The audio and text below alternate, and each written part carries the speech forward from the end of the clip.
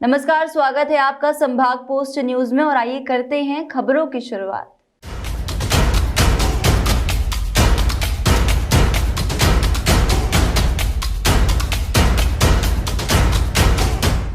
बुधवार को मध्य प्रदेश के गृह मंत्री और इंदौर जिले के प्रभारी मंत्री नरोत्तम मिश्रा इंदौर पहुंचे। स्वामी विवेकानंद की जयंती व राष्ट्रीय युवा दिवस के मौके पर इंदौर के जाल सभागृह में आयोजित रोजगार दिवस के अवसर पर आयोजित रोजगार मेले में शामिल होने के पहले वे रेसिडेंसी पहुंचे, जहां उन्होंने बीजेपी नेताओं व कार्यकर्ताओं से मिलने के बाद मीडिया से बातचीत भी की।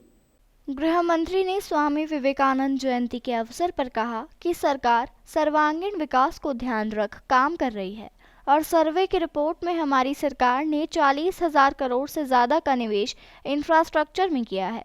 उन्होंने कहा कि सर्वाधिक रोजगार मध्य प्रदेश सरकार ने दिया है। उसी कड़ी में आज स्वामी विवेकानंद की जयंती व राष्ट्रीय युवा दिवस पर 5 लाख से अधिक युवाओं को रोजगार देने के परिपत्र दिए जा रहे हैं। कोरोना गाइडलाइन का पालन करना है, इसलिए कुछ युवाओं के अलावा बाकी लोगों को वर्चुअल और घर पर जाकर अधिकार पत्र दिए जाएंगे। मध्य प्रदेश की सरकार सर्वांगीण और चहुमुखी सोच रखकर काम कर रही है। जो सर्वे की रिपोर्ट आई थी उसमें भी इंफ्रास्ट्रक्चर पर 40,000 करोड़ से ज़्यादा का निवेश हमारी सरकार ने पिछले दिनों में किया और रोजगार के अवसर सृजित किए और सर्वाधिक रोजगार मध्य प्रदेश ने दिया। उसी कड़ी में आज स्वामी विवेकानंद जी की जयंती पर 5 लाख से अधिक नौजवानों को वो परिपत्र दिए जाएंगे, अधिकार पत्र दिए जाएंगे, लोन के पत्र दिए जाएंगे, रोजगार दिए जाएंगे। ऐसे 5 लाख लोग हैं। मुख्यमंत्री जी भोपाल से, मैं इंदौर से, बाकी मंत्रीगण सभी अपने प्रभार के जिलों में इस कार्यक्रम को अधिकार पत्र सौंपेंगे। चूँकि कोरोना गाइडलाइन का भी फॉलो करना है, इसलिए बाकी लोगों को वर्चुअल और घर पर जाकर दिए जाएंगे, कुछ प्रमुख लोगों को यहां पर दिए जाएंगे। वहीं इस दौरान उन्होंने मीडिया के सामने प्रदेश में कोरोना की वर्तमान स्थिति को रखते हुए बताया कि कोरोना के 3,589 नए केस सामने आए हैं, जबकि ठीक होकर अपने घरों तक जाने वाले 540 लोग हैं। उन्होंने बताया कि प्रदेश में संक्रमण की दर बढ़कर 4.56 हो गई है, जबकि रिकवरी दर 96.73% है। उन्होंने बताया कि कोरोना के कारण आज बच्चों का सूर्य नमस्कार का कार्यक्रम स्थगित कर दिया गया। हमारी संक्रमण दर अब मध्य प्रदेश में बढ़कर 4.56 हो गई है, जबकि रिकवरी दर 96.73% है। पिछले 24 घंटे में 79,670 टेस्ट संपूर्ण मध्य प्रदेश में किए गए हैं और एक्टिव केस वर्तमान में जो हमारी संख्या है वो 14,027 संपूर्ण मध्य प्रदेश के एक्टिव केस हैं।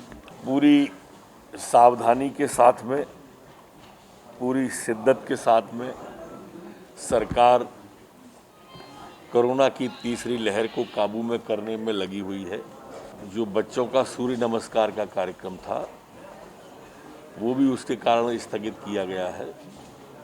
मुख्यमंत्री जी स्वयं प्रतिदिन इसकी समीक्षा करते हैं और आज भी करने वाले हैं। इधर राज्यसभा सांसद दिग्विजय सिंह द्वारा आज किए गए ट्वीट के सवाल पर गृह मंत्री ने कहा कि संवैधानिक संस्थाओं का अपमान करना कांग्रेस का स्वभाव है और दिग्विजय सिंह हमेशा से आदिवासियों के विरोधी रहे हैं। ऐसा मैं नहीं, बल्कि इनकी सरकार के वन मंत्री उमंग सिंघार ने कहा था और जब वो सीएम थे तब उनके डिप्टी सीएम जमुना देवी ने कहा था कि मैं दिग्विजय सिंह की भट्टी में जल रही हूँ। उन्होंने जो ट्वीट किया है जिसमें दुपट्टा महामहिम डाले हुए हैं, ये वो दुपट्टा है जो हेलीकॉप्टर से उतरते समय किसी कार्यकर्ता ने डाल दिया था और इस तरह के ट्वीट निंदनीय व चिंताजनक है। जय सिंह जी मुख्यमंत्री थे तब उनकी उप मुख्यमंत्री जमुना देवी जी थी और उन्होंने कहा था कि मैं दिग्विजय सिंह की भट्टी में जल रही हूँ।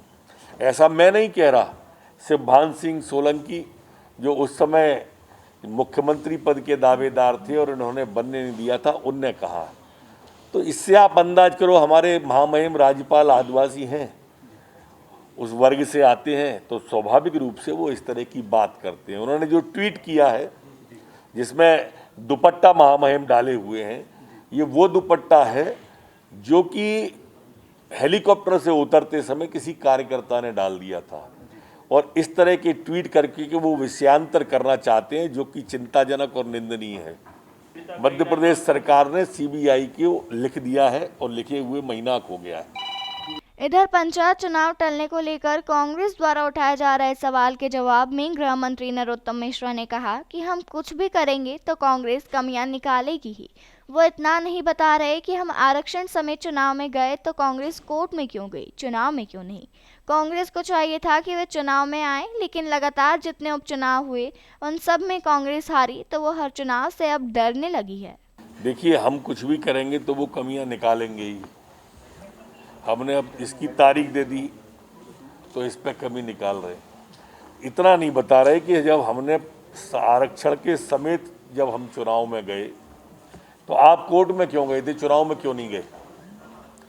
कांग्रेस को चाहिए था कि वो चुनाव में आती, लेकिन लगातार जितने उपचुनाव हुए उन सब में कांग्रेस हारी, तो वो हर चुनाव से अब डरने लगी है। बुजुर्ग नेतृत्व है, इसके कारण से वो चुनाव में नहीं आना चाहते, इसलिए कमियां निकालते। अभी तो चूंकि पंचायत चुनाव के परिसीमन का चुनाव आयोग ने कहा है, इसके बाद दूसरी बात होगी।